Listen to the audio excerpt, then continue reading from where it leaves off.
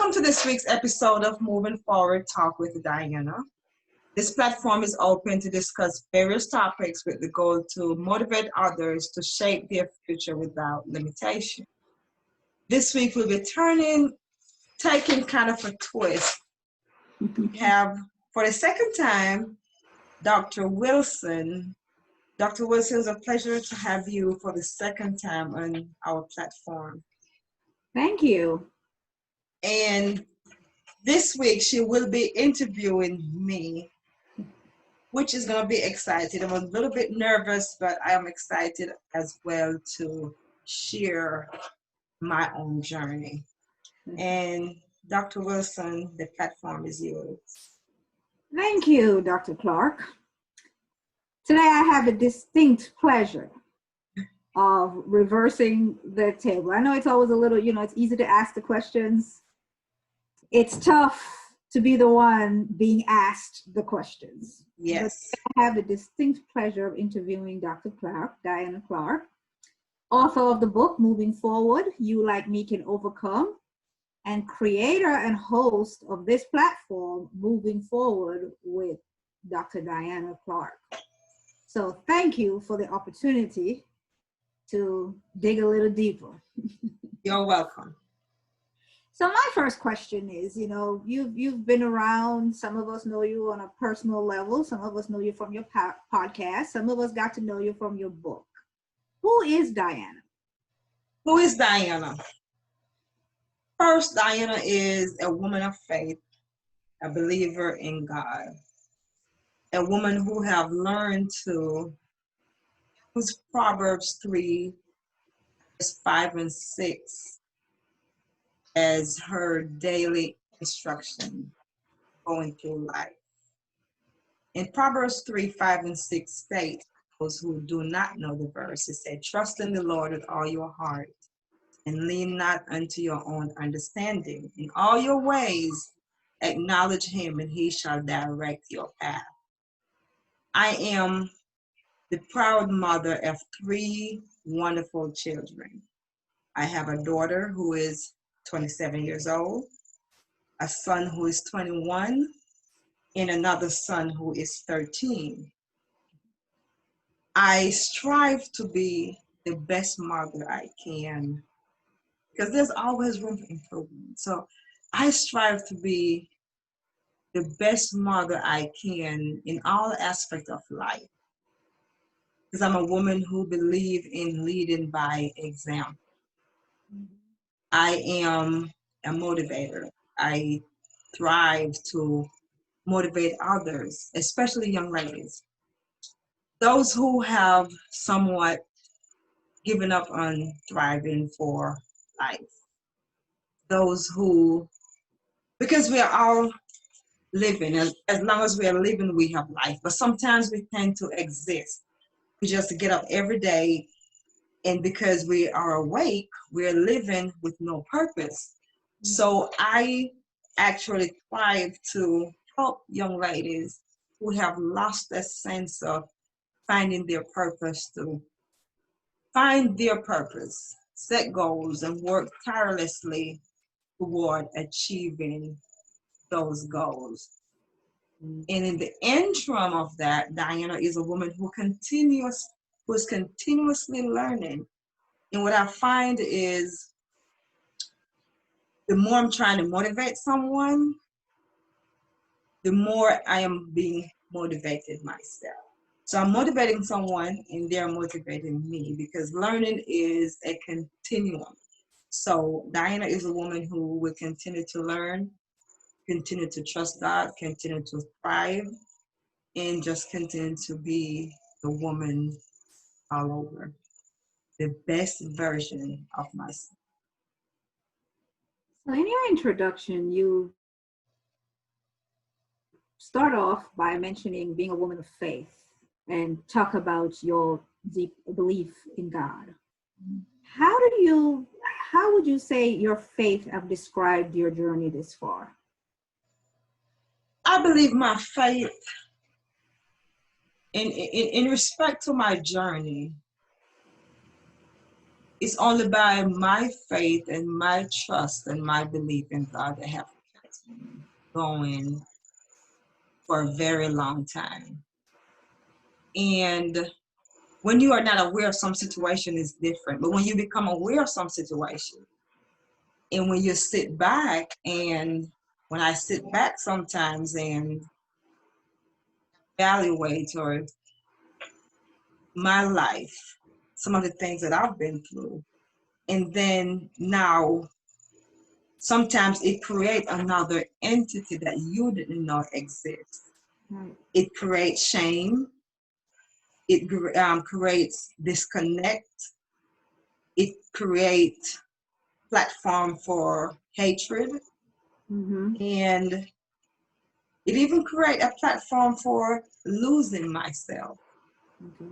But then when I sit back and remember, it is a verse in the Bible that states, God give us no more than we can bear.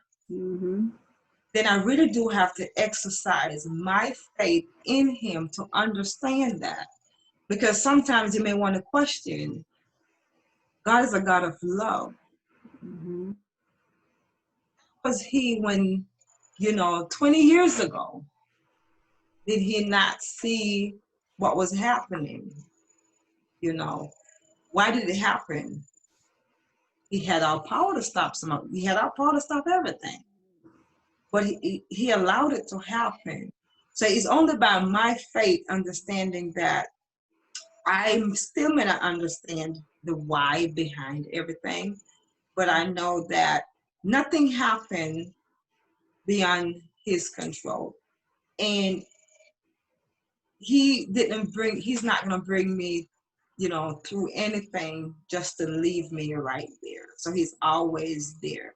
And then when the road, with anything, the road get tough and the triggers are there, in my belief and my faith in him, all I have to do is remember he's there, he's carrying me. And as I'm talking about this, what I remember is the footprints. It say that when it seemed like you were by yourself, not quoting word for words, but when it seemed as if you're by yourself, there's only one set of footprints in the sand, it is when he's carrying you. So I know he has carried me. He is continuing to carry me. So you wrote a book, Moving Forward, like me, you like me can overcome. And I've read it a couple of times. I've marked some spots and gone back to it time and time again. Because not only is it reflective, it's also very forward looking. Mm-hmm. And there are just so many lessons along the way. What was the driving force for sharing the truly personal details of your life? So what was the driving force? The driving force of writing that book, sharing,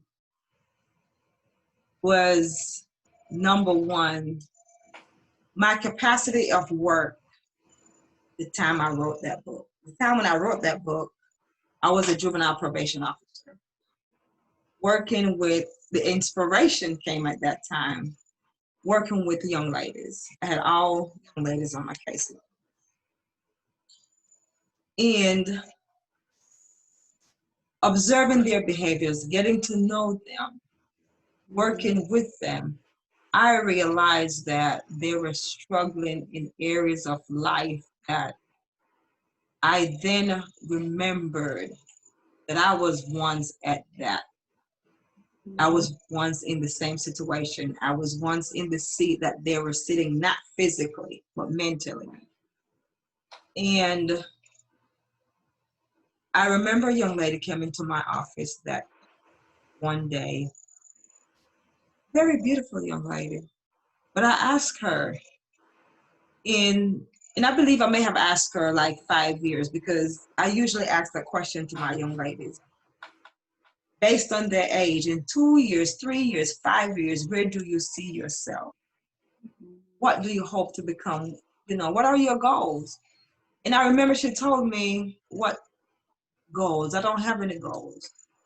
And she told me that she was unloved. She had been on illegal substances. So she like, I'm just a drug user. I'm in love. My mom don't love me. I've suffered a lot of abuse. I don't have any plans. And when she said that, I was lost for words at that particular time. I didn't know how to answer. But I remember taking her to the bathroom. I held her hands, walked her down the hallway, took her to the bathroom. And I asked her to look in the mirror and I said, tell me now, who do you see in the mirror? And she repeated the same negative things about her.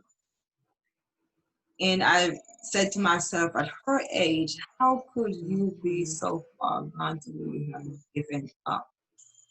And I said, I repeated some positive words into her and I said, repeat after me.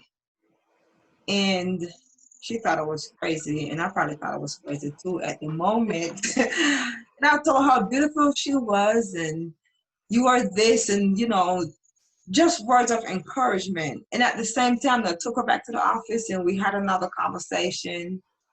And at the same time, she walked out, and I wanted to cry, but I held it together. I was laughing, and anybody know me know I can laugh, but some days my laugh is just a way of coping. I don't want to cry, so I am going to laugh. But when she walked out of my office that day, I remember just being uncomfortable with my own self because I was talking to her and I remember I was talking to myself. Mm-hmm. And from that day on, I was not comfortable sharing everything, just sitting there talking, sharing everything.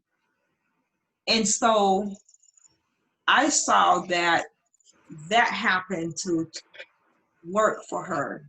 Now she's turning into a different direction.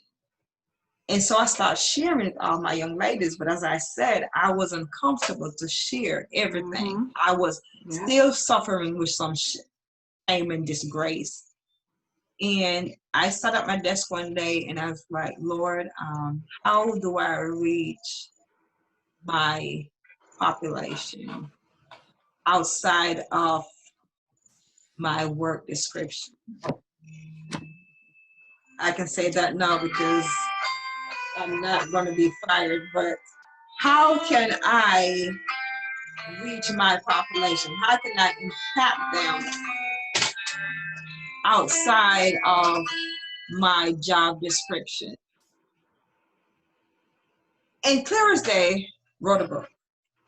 And I said to myself, oh no, I will not write a book because you have to think about, even though you're trying to assist others, then you really have to think about the impact. You have to think about the repercussion. You have to think about the backslash from others. And at the same time, you just don't want to throw your family under the bus, so to say. So I said, there's no way that I can do this. And as I keep going and I start taking other avenues to help these young ladies, still that one thing to keep ringing in my ear: write a book. And so I wrote a book, and what I have come to realize is that, and which is true, when I tell my story to my 16 or 17 or 30 who are my case load, it's only reaching them. But if I can write this book, it would reach a universe with the goal of impacting others. Mm-hmm. So the irony of it, listening to you, it's, the parallels that I've seen from reading yours and, experiencing as I'm going through the process you've gone through of writing, is the fact that we have a tendency to kind of glaze through our lives and pick out the things that we want to share and kind of hide the things.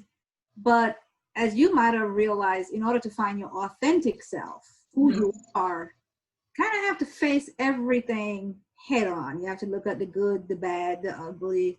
And it's kind of like spring cleaning where you have to figure out what you're going to keep, Right. what you're going to throw out, and those things you don't have categories for, where you're going to put them. So I do understand that process. But in your book, you often refer to yourself as an overcomer. Mm-hmm. Why? I refer to myself as an overcomer because I realized that I had to take control amidst all that have happened, all that will happen, because I'm still not exempt from obstacles. Right. Then I have to take full control of me, my path, my life, because I'm not talking about outside of Jesus Christ. He has the full control. Right. Right. But when I was working, and I'm still am, but working in the juvenile justice field or even the criminal justice field. When you look at research and what research says about risk factors as risk factors relate to the criminal justice field, Right. it talks about if you have one, it is highly unlikely that you will end up in the juvenile justice or the criminal justice system. Mm-hmm. Now, when I sit back and evaluate how many risk factors that I have, or okay, where should I have been Right. if I follow what society and research say? And sometimes that's what happens. We listen to what we want to listen to, and we cause that to take control of us, because you sometimes hear, you have a conversation, you sometimes hear someone say, well, it's destined. Right. It is destined for me to be locked up.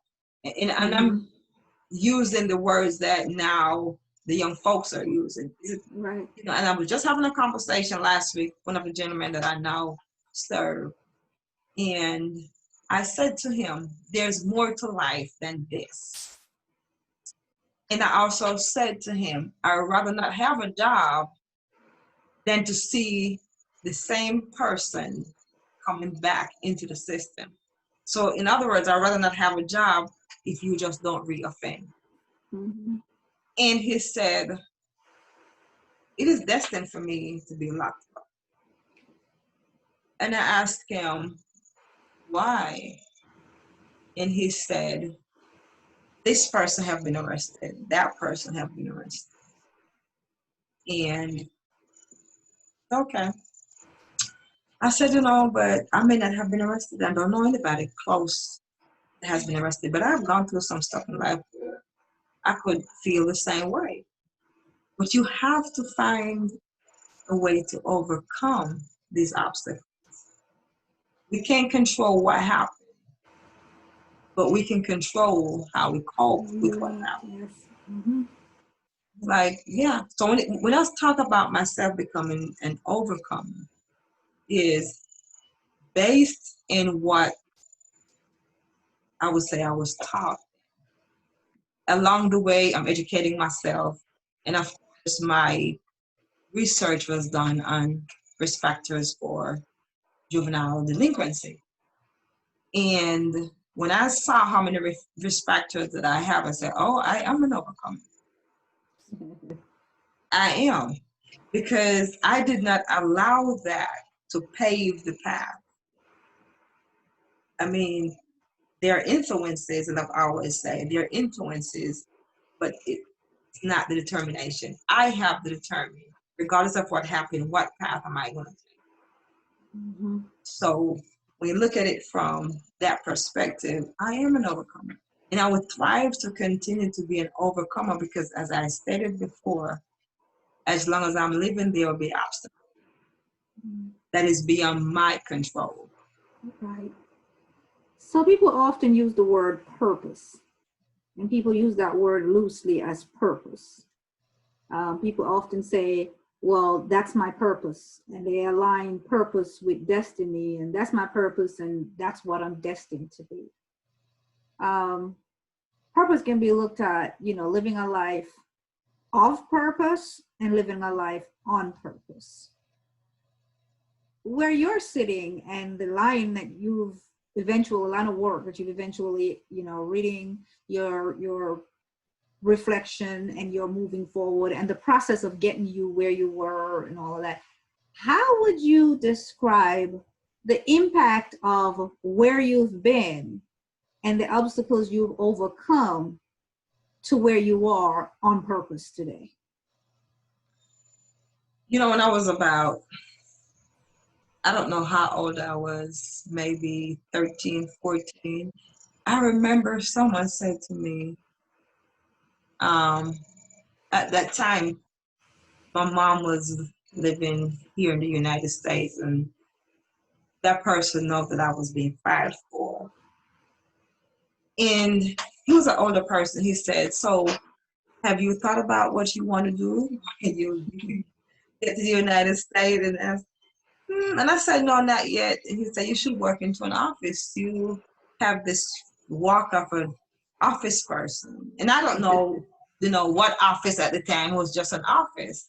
And then he was like, "Or a nurse. You'd be good at a nurse." And I remember saying, I didn't know at that time what that meant. I said, "I want to be a probation officer." And I remember, I don't know what a probation officer was, like, but I don't know where that came from. And he started laughing and he asked me then, and what does a probation officer do? I said, "I don't know, but that's what I want to be." And it is so ironic that after I graduated from college, that was my very first job. And I often remember that I wanted to be a probation officer at the time, not knowing anything about a probation officer.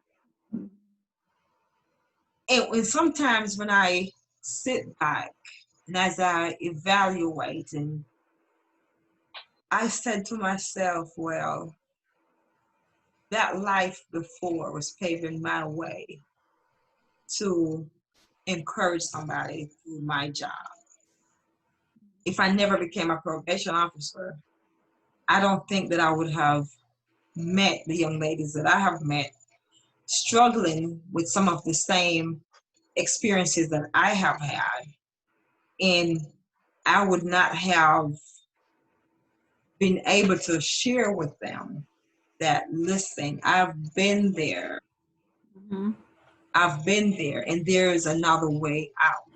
You don't have to control it, because it only controls you if you give it the power to. Right. So therefore, you will not give the power over those experiences to control you for the remaining balance of your life. But I'm here. I don't know what I can do. If it's just to sit and listen, I am here. And so when you think about it, they say it was a setup for the comeback. Right. Right. So to me, that was just a setup. That was just preparing me to walk that path, walk it gracefully, encourage others. A walking testimony of where I've been, Mm-hmm. and not just saying, I hear you and I understand, but saying, I know. I know. There. And I know you can come back from there because I've come back from there.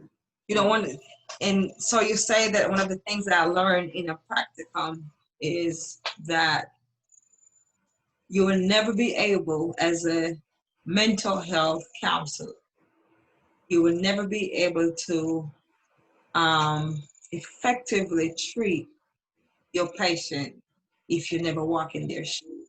So even if you haven't had that experience, you have to allow yourself to listen to their story and walk in their shoes for you to effectively help them with treatment. And I think that's where it comes in, where a lot of times people say, I've been telling you, but you're not listening. And I'm not listening because you're telling me, but you've not shown me that you're experiencing anything that I'm telling you, whether through your own experience or through experiencing it through walking my journey with me. And I think that's what makes a big difference in a lot of situations. So in your book, you consistently demonstrated acts of forgiveness. not retaliating, moving on, taking one lesson, moving to the next. What was the catalyst for this, and how did you develop the strength and resilience to do that? How did I develop this strength? And it goes back to being a woman of faith. It goes back to being a believer. It goes back to when, and I don't remember word for word, but when Jesus was asked, how many times should we forgive? And he said 77 times 7. So I cannot just forgive today and then tomorrow, Right. I'm back at the same place that I started from. So I know I have to forgive, and I won't forget it, but I know I have to forgive and let it go. Right. And it takes me back to seeking healing for myself. I know that I cannot be healed unless I forgive. Right. Now, I even have to forgive myself. And it's crazy because when I say I have to forgive myself, people tend to ask, forgive yourself for what? Yes. I also had to forgive myself. And in some of the experiences that I've had, I have to forgive me for holding other people accountable. Mm-hmm. So even folks who weren't present at the time of some of the incidents, I held them accountable. Mm-hmm. But it got to a point where if I wanted to be healed, if I wanted to be able to walk now with my head up high, then I have to forgive them. I have to forgive myself first for holding other people accountable. Yeah. Then I have to forgive those who have done me wrong. And that is the only way. And when you think about it, sometimes, and I have had the experience where I saw one of my perpetrators. And this has been last year. Yeah, last year. But prior to that, I have never seen that person for years and years and years, over 20 something years. And as I saw the person, I felt a bit uneasy. Mm-hmm. And my mind wanted to go back there. And I wanted to not speak, they spoke. And I wanted to just lash out. And I had to remember forgiveness. And I had to remember, if you act upon this right now, you're going back to square one. And that is not my quest. My quest is for continuous healing, because there's no way that I can assist others with their healing process if I'm still bitter on the inside. Right. Because you're And, going to put out what it is that you harbor, and mm-hmm. it's going to reflect what you're harboring on the inside. And I think that lesson is lost on a lot of people. Mm-hmm. You've navigated life through a lot of trial and errors. I mean, it was interesting seeing the twists and turns, and you've tried and never considered it a failure, but you consider it moving on to the next step. If you had to do it again, what would you change? When you think about changes,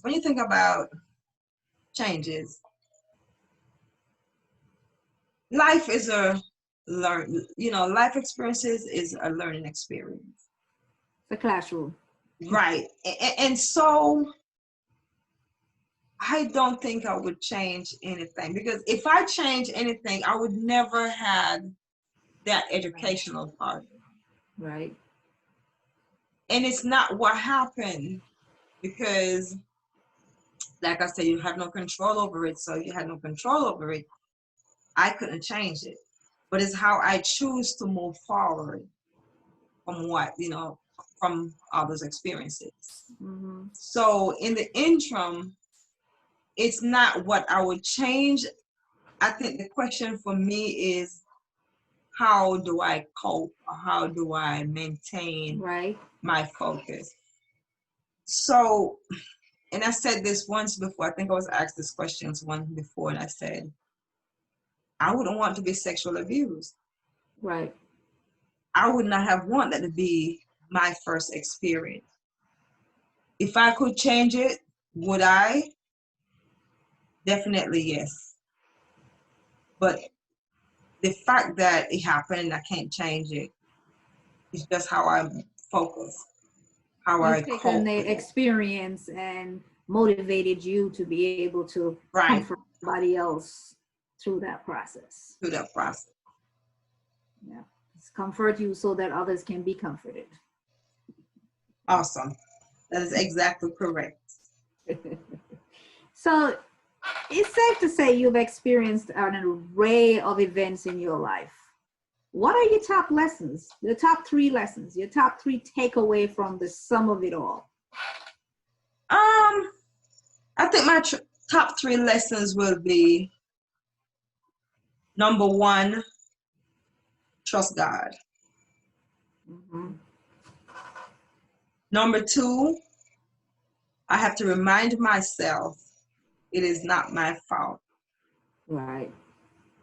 There was a time when I was dissatisfied with myself. I felt dirty. I felt unworthy. Mm-hmm. And I felt damaged. But now, at this point, I had to move away from thoughts of being unclean, unworthy, and damaged. Right. And the third one is I learned that I cannot change. I have no control over anything that I cannot. I just have to continue to put my faith in God to continue to cope, because it is a daily journey. Because it is like it is like these feelings are like being a drug addict, or there are times when we're clean as a drug addict. You can be clean for 25 years, Yep. and one day you get up and see that bottle, and it just triggered, and here you go, you relax. Right. Right. And so it is with the healing process, and so it is with the feelings of uncleanness because of what happened. So I have to continue to remind myself, oh no, I'm not damaged. No, I'm not. Has no control over me. And those are my top 3 lessons that I have learned. So at that point, we're going to take a break and we will be back shortly.